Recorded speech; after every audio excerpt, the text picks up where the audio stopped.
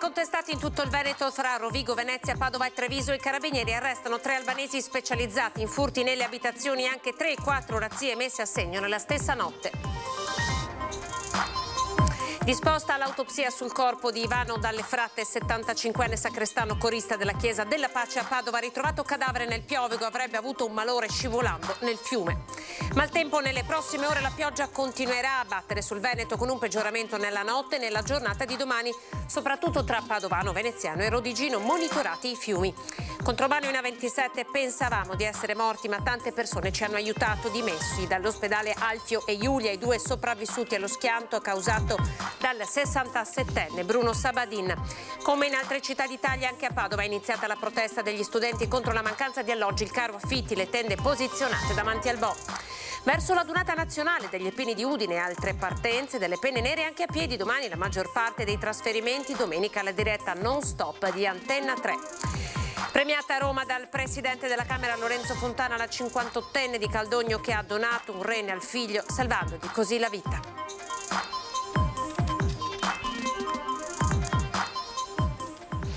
TG Veneto, ben ritrovati. In primo piano la cronaca. Presa una banda di albanesi, ha commesso furti in tutto il Veneto e non solo, anche in Emilia Romagna sono stati presi, a loro sono additati anche 3-4 colpi a notte. Vediamo l'apertura. Studiavano i piani nei minimi dettagli, professionisti dei furti, 31, i colpi contestati, una ventina fra Rovigo, Venezia e Ferrara, una decina tra Padova e Treviso. Il blitz dei carabinieri del nucleo investigativo di Rovigo e dell'aliquota operativa della compagnia di Adria è scattato nelle ore scorse. In manette sono finiti 3 albanesi, 43, 41 e 34 anni, residenti a Milano, Modena e Pavia. In queste città i loro covi. Da qui partivano e in una notte transitavano almeno in 2 province, mettendo a segno almeno 3 o 4 colpi. Alla banda sono state contestate anche 2 rapine improprie. Durante i furti si sono trovati di fronte i proprietari ed hanno reagito per guadagnarsi la fuga. Prese di mira case e appartamenti, svaligiate con perizia, rubavano di tutto, dai monili in oro, oggetti di valore, denaro. Utilizzavano un'attrezzatura professionale fatta di targhe false, auto sportive e veloci, ricetrasmittenti, flessibili di ogni misura ed un vero e proprio arsenale di arnesi da scasso. Non si facevano mancare nulla, ma sulle loro tracce da tempo c'erano i militari dell'Arma. Le indagini coordinate dalla Procura di Rovigo sono scattate lo scorso novembre. Gli accertamenti sono tutt'altro che terminati. La lista di assalti potrebbe essere ben più lunga. La banda ha colpito infatti in tutta Italia, nel Veneto ma anche in Lombardia e in Emilia-Romagna. Uno dei 3 della banda, il 43enne, è stato raggiunto dall'ordinanza di custodia cautelare in carcere nella casa circondareale di Brescia, dove si trova già detenuto per altre analoghe accuse. Gli altri 2 arresti invece sono scattati nelle rispettive abitazioni, dove gli indagati sono stati rintracciati all'interno di un garage nell'Interland milanese che veniva utilizzato dalla banda come magazzino, oltre che come deposito per le auto utilizzate nei raid. I militari dell'Arma hanno trovato e sequestrato 19.000 euro in contanti, diversi orologi di valore e svariati oggetti in oro, oltre a tutta l'attrezzatura utilizzata per gli assalti. È stato trovato morto nel Piovego, siamo a Padova, il sacrestano della parrocchia del Tempio della Pace. Da sabato non si trovava più, era scomparso. Vediamo. Il pubblico ministero ha disposto l'autopsia sul corpo di Ivano Dalle Fratte, il 75enne padovano ritrovato cadavere nelle acque del fiume Piovego all'altezza del Ponte dei Graissi ieri sera. L'uomo, sacrestano e corista della parrocchia del Tempio della Pace, era scomparso sabato pomeriggio da casa. Secondo una prima ricostruzione pare abbia avuto un malore e sia scivolato in acqua, ma i carabinieri non hanno ancora ritrovato la bici con cui l'anziano si era allontanato. Dopo aver pranzato con il fratello e la cognata con cui viveva in via del Pescarotto in zona Stanga, era uscito per fare un giro in bicicletta. In serata i familiari non l'avevano visto rientrare. L'allarme è scattato domenica mattina quando di Ivano ancora non c'era traccia. I carabinieri e i vigili del fuoco hanno concentrato le ricerche lungo l'argine del fiume Piovego. Dolore e sconcerto anche nella parrocchia del Tempio della Pace, dove il 75enne era sacrestano, corista e maestro di canto, ben voluto da tutti. Ecco il ricordo che ne fa Don Luca Facco. Per noi è una grande perdita. Concludevamo sempre la messa con anche un piccolo buffet e lui ci salutava sempre con una barzelletta, per cui anche un uomo di grande simpatia. e anche di profonda spiritualità, perché nelle preghiere spontanee, perché la nostra è una parrocchia molto piccola, per cui le preghiere dei fedeli sono spontanee, sempre lui preparava una preghiera dei fedeli, in particolare era molto propenso proprio a pregare sempre per la pace, chiudeva sempre le sue preghiere dicendo basta guerra, per cui veramente portiamo nel cuore una persona a cui abbiamo tanto voluto bene, che ci ha voluto bene, e lo affidiamo soprattutto alla misericordia del Padre. Il maltempo, nelle prossime ore la pioggia continuerà a battere in Veneto con un peggioramento nella notte e nella giornata di domani, soprattutto nelle pianure centro-orientali tra Padovano, Veneziano e Rodigino. Su queste zone previsti picchi locali anche prossimi ai 90-100 mm in 24 ore, con possibili locali criticità o allagamenti. In particolare la Protezione Civile regionale ha diramato un avviso di criticità idrogeologica con allerta gialla nelle zone del Piave Pedemontano, Alto Brenta, Bacchiglione, Alpone, Basso Pieve, Sile, Livenza, Lemene. Tagliamento allerta arancione nelle zone Po, Basso Adige e Basso Brenta, Bacchiglione. Nella Marca trevigiana ora il duplice omicidio di paese, l'autopsia conferma i coniugi crivellati di colpi. Prima è stato ucciso Lino, poi Rosanna, i funerali saranno fissati nelle prossime ore. Rosanna a Trento ha alzato le braccia nel disperato tentativo di parare i colpi. Lei è stata raggiunta da 5 proiettili, il marito Lino Pestrin da 6, mortali quelli al torace. 2 esecuzioni lucide senza nessuna esitazione, una scena raccapricciante. Massimo, 51 anni, il killer, che vive da tempo in casa in via Monsignor Breda, da quando si è separato dalla moglie, scende le scale. Entra nella cucina, in mano la sua Glock 17. Nemmeno il tempo di rendersi conto, Lino si gira verso il fratello e viene crivellato. Rimane lì, seduto sulla sedia, la testa sul tavolo. Rosanna è in piedi, il 51enne alza di nuovo l'arma e la colpisce prima alla schiena, poi al torace e alle braccia. La donna finisce a terra priva di vita. La mattanza è stata compiuta in una manciata di minuti. Poi Massimo esce dalla cucina, chiude la porta. I proiettili verranno trovati poco dopo dai carabinieri sparsi sul pavimento della cucina, sulle scale, all'ingresso della casa. L'omicida ha scaricato 14 colpi in totale, 3 quelli inesplosi che lui stesso ha tolto dal caricatore.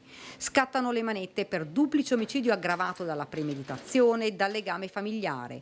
Eseguiti anche i test tossicologici, i cui risultati saranno noti non prima di 2 mesi. Pestrin si trova chiuso nel carcere di Santa Bona. Dopo una prima confessione si è chiuso nel silenzio.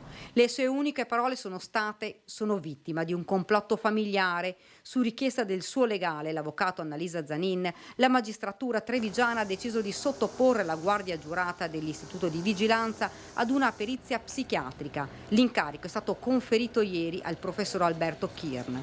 Il 51enne sarà sottoposto a colloqui e test per verificare se fosse capace di intendere e volere al momento della carneficina. Si sta rendendo conto di quello che ha fatto, spiega il suo legale, ma è traumatizzato. Ora si attenderà la relazione e l'esito delle indagini dei carabinieri intervenuti sul posto per far luce sull'intera vicenda. Una dinamica che nella sua tragicità sembra fin troppo semplice. Solo Massimo Pestrin potrà però chiarire i reali motivi di questo duplice omicidio. Mestre, siamo nel Veneziano, un'altra ragazza avrebbe subito delle molestie a bordo di un treno. Il responsabile è stato rintracciato e denunciato.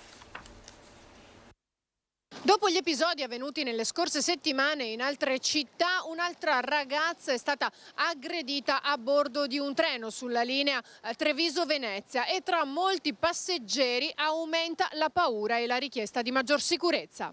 Gli agenti, anche grazie alla fotografia che la ragazza ha fornito dal contatto social, in breve hanno rintracciato il giovane che nel frattempo si era cambiato la maglietta per non farsi riconoscere, ma il suo escamotage è servito a poco. Albanese, 18enne, in Italia da un anno ma ancora irregolare sul territorio, è stato denunciato per violenza sessuale. Le indagini proseguono per ricostruire ogni dettaglio della vicenda, ma quanto accaduto desta preoccupazione tra chi prende il treno regolarmente. Stavo parlando ieri con mio ragazzo, io ho detto, io sinceramente trovarmi in un posto così da sola, io ho paura. Sono una ragazza abbastanza tosta e tutto, ma sì, purtroppo sì. Secondo te cosa bisognerebbe fare? Non so, aumentare i controlli, la sicurezza? Sì, assolutamente. Per noi ragazzi giovani, secondo me sì. Se ci fosse più ordine nei treni che ci tutelassero, sì. Mettere più gente che segue, più polizia, e non ci sono perché ne hanno pochi anche di quelli. E di conseguenza non saprei dirti proprio, cioè che i ragazzi imparino forse da piccoli ad avere rispetto per noi. Pensavamo di essere morti, ma in tanti ci hanno aiutato le parole di Giulia e Alfio Di Messi, 2 sopravvissuti allo schianto mortale della A27, costato la vita a Bruno Sabadin. Mi sono messo in corsia di sorpasso con la freccia e quindi ero in accelerazione quando tutto a un tratto ho visto una macchina contromano. Non era nella corsia di sorpasso. Ho sperato che lui rimanesse in quella corsia, ma stiamo parlando di frazioni di attimi, proprio frazioni di secondi, e invece lui forse per evitare le macchine che erano prima di me in mezzo si è buttato verso il guardrail. A quel punto io ho frenato a tavoletta, ma non ho potuto evitare lo schianto, proprio sia stato dritto. E ho pensato di essere morto perché lo schianto è stato terribile. E quindi ho gridato, mi ricordo di aver gridato, ma ho sentito la macchina esplodermi addosso. Attimi sospesi, quasi irreali, frazioni di secondo, lunghe una vita. Alfio Pistorio guidava la Passat che si è scontrata con l'auto di Bruno Sabadin. Con la moglie Giulia e il loro Labrador avevano trascorso una giornata di spensieratezza sul lago di Santa Croce. Dimessi dal Cafoncello, sono ora a casa. Impossibile non pensare a quella Kia Sportage contromano che li ha travolti a 2 chilometri dal casello di Vittorio Sud. Mi sono accorta questa macchina avvicinare proprio a noi e per un attimo mi è passato per la testa questa persona vuole suicidarsi e poi c'era questa botta fortissima, ho avuto un dolore fortissimo sull'addome, la gabbia torace, le gambe, poi ho visto questi airbag bianchi e anche il fumo e per un attimo mi è venuto persino in mente che siamo già in paradiso, se siamo morti. Secondo me, non guidando, ha avuto un'altra percezione e l'ha visto un attimo dopo di me. Lui ha avuto paura, indubbiamente, perché io questo ho percepito e si è buttato nella corsia che lui pensava vuota, che era verso il guardrail, e invece arrivavamo a noi. E quindi è stato, io penso che lui era in totale confusione. Probabilmente nessuno mai saprà cosa è accaduto davvero nella mente di Sabadin, malato da tempo e domenica, come raccontato anche dalla sorella Roberta ai nostri microfoni, particolarmente confuso. Pur nella tragedia resta la consapevolezza di una strage evitata e di una grande solidarietà. Vorrei ringraziare, perché mi ha scritto il nome o il suo numero di telefono, lo chiamerò ovviamente, il signor Claudio e la sua, non so se compagna, moglie, non mi ricordo il nome onestamente, che si sono preoccupati del nostro cagnolino e l'hanno preso, l'hanno portato da un nostro carissimo amico da Padova, cioè loro sono di Padova, si sono fermati a Treviso, hanno contattato questo mio amico e l'hanno portato. È stato molto, siamo molto grati a queste persone. Non dimenticherò mai l'aiuto di queste persone sconosciute assolutamente. C'erano 2 o 3 coppie. Sono felice di poter dire che siamo vivi, siamo qua, stiamo raccontando questa storia terribile, tristissima, soprattutto per chi è morto, perché comunque è una persona morta e quindi dispiace questo. La protesta degli studenti contro la mancanza di alloggi, il caro affitti, così come in tutta Italia, anche a Padova. Padova è tra le città italiane che hanno subito i rincari più alti degli affitti, fino al 49%, e così nasce dal basso la mobilitazione di protesta degli studenti universitari che, nonostante il maltempo, si sono accampati in presidio permanente davanti al Palazzo dell'Università, per fortuna con i portici a ripararli dalla pioggia, e qui sono determinati a rimanere fino a quando qualcuno darà loro risposte. In questo momento questo è un presidio permanente, quindi vuol dire che non ci fermiamo finché non avremo delle risposte dalle istituzioni da cui vogliamo delle risposte. Siamo arrivati a questo punto, è maggio, siamo sotto la pioggia, ma noi staremo qui, dormiremo qui, fin quando la Regione non ci ascolterà. Dai dati di Studenti per Udo di Padova, più della metà degli studenti idonei a ricevere l'alloggio non l'hanno avuto. Parliamo comunque di soli 1.200 posti disponibili nelle residenze universitarie su 70.000 studenti. Quello che chiediamo principalmente è anche che la Regione si assuma le sue responsabilità. Siamo qui in protesta contro il caro affitti, ma anche contro una mancata politica sulle residenze. politica che deve assumersi la Regione in primo luogo. Vogliamo un tavolo permanente con i rappresentanti dell'ente regionale per il diritto allo studio, vogliamo parlare con la Regione, vogliamo trovare delle soluzioni adesso, ora, in merito alle residenze, in merito all'abitare. Parliamo di 500 euro, 600 euro per posto letto nelle singole oppure 350-400 nelle doppie. Sono prezzi ovviamente insostenibili né per gli studenti né per le famiglie che li sostengono e questo è una carenza incredibile di diritto allo studio. Il diritto allo studio è anche diritto alla casa, è diritto ad avere un tetto sopra la testa su cui poter studiare e vivere senza essere costretti a lavorare anche 5-6 ore al giorno per potersi permettere poi una casa. Le richieste di posti letto a Padova ogni anno superano le 14.000, ma i posti letto messi a disposizione non bastano per coprire nemmeno il 5% e così i prezzi degli affitti schizzano in alto. Pochi secondi di pubblicità, tra poco.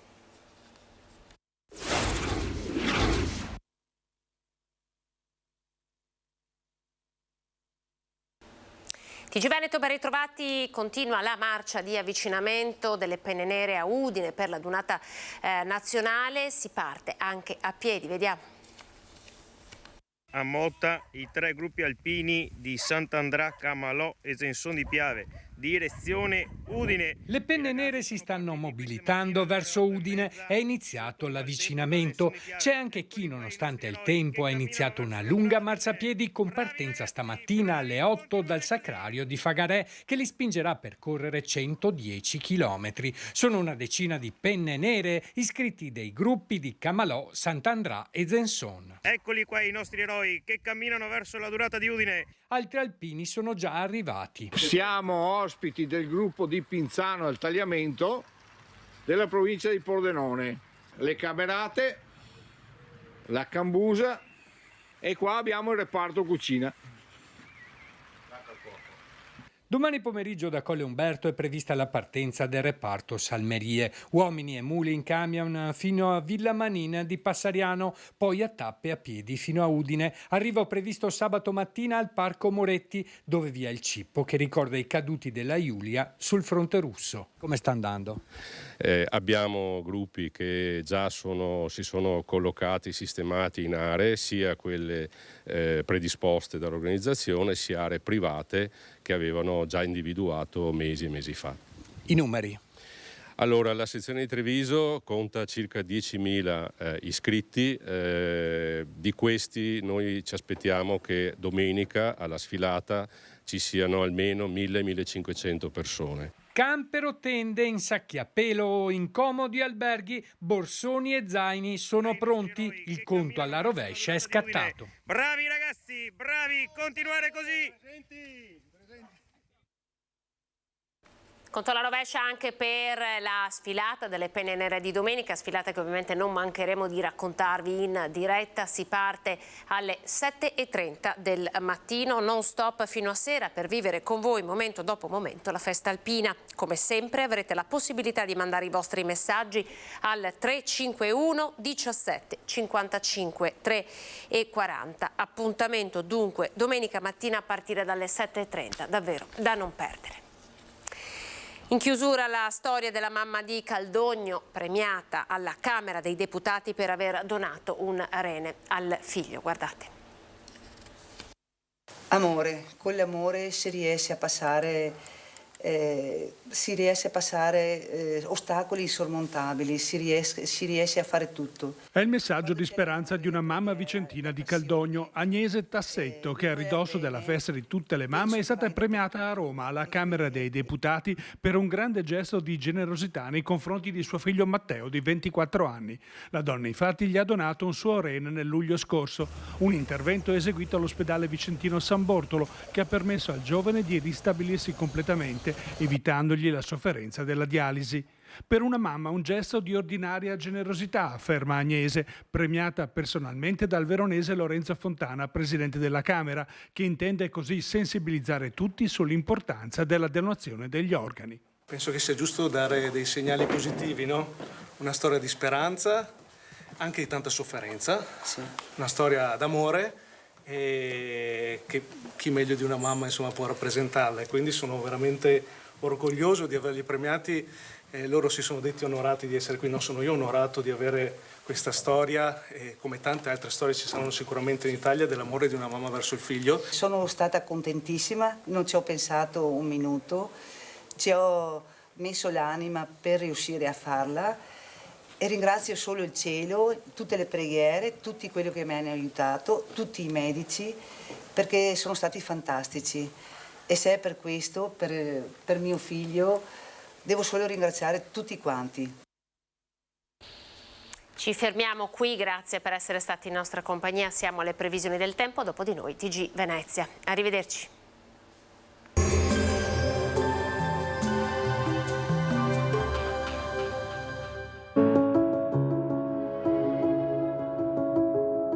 Ad accogliervi sarà Conegliano.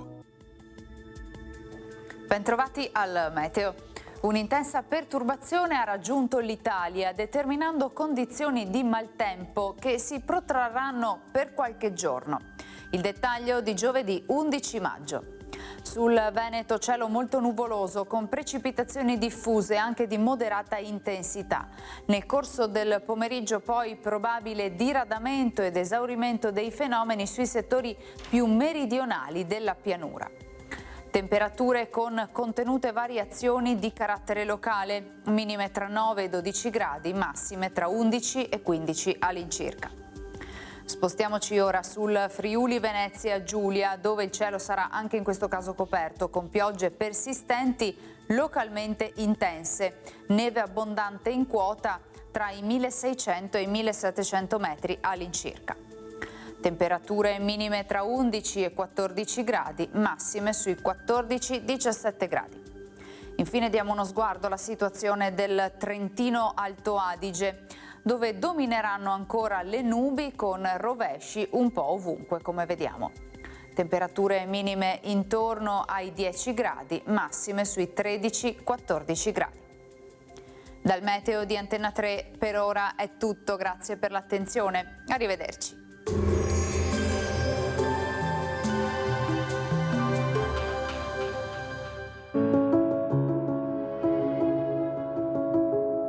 Ad accogliervi sarà Conegliano.